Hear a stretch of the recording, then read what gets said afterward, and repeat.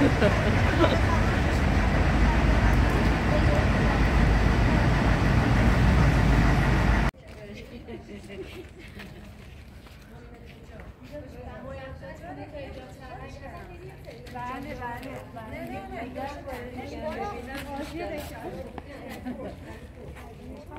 خودشه. خوش اومدیم به خونه دایی جان. ولی اینجا قبل از اینکه لوکیشن سریال دایی جان بشه اصلا خونه آقای عطابک بوده، باغ عطابک. یادتونه تو راه که اومدیم خونه های کمونیستی رو بهتون نشون دادم؟ اون یکی از املاک آقای عطابک بوده که میبخشه به روس‌ها.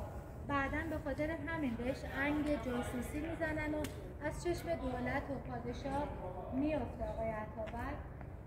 ولی این خونه اولین خونه بوده که تلفن نصب شده. این خونه بوده که حمام داشته. قدیما که این مدلی نبوده. خونه بوده که مطبخ داشته، سرداب داشته، شاهنشین داشته. یعنی یه خونه پروپیمون و پر از تجهیزات بوده. بعد از آقای امین‌السلطان یا امین عطابک اینجا رو خاندان اتحادیه از نوادگان دست چهارم پنجم مظفرالدین شاه خریداری میکنن. فرزندان بسیار درست حسابی آقای اتحادیه داشته.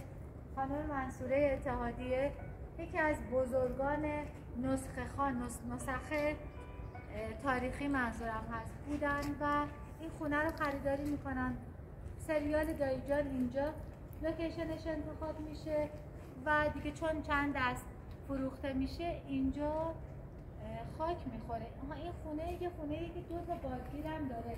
یه بادگیر اونجاه، یه بادگیر هم بیاید این سمت کاملا مشخصه. حالا چرا بادگیر داشته؟ اصلا اقلیم تهران بادگیر رو نمیطلبیده. به نظر شما چرا این خونه بادگیر داشته؟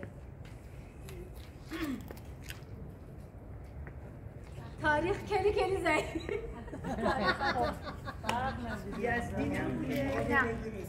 چی بگیره؟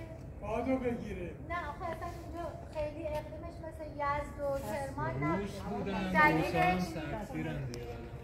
دلیلش این بوده که وقتی عمارت بادگیر در کاخ گلستان ساخته میشه از اون موقع به بعد هر کسی که میخواسته بگه منم ربطی به سلطنت و حکومت دارم و وضع مالی خوبی دارم و دستم حسابی به دهنم میرسه، اگر میتونسته یک بادگیر میزده. حالا ایشون دو تا بادگیر تبیه کرده بود و در نظر داشته. سلام.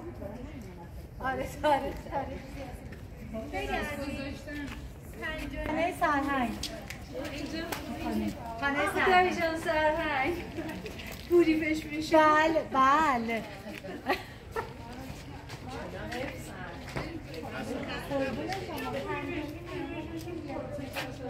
که بریم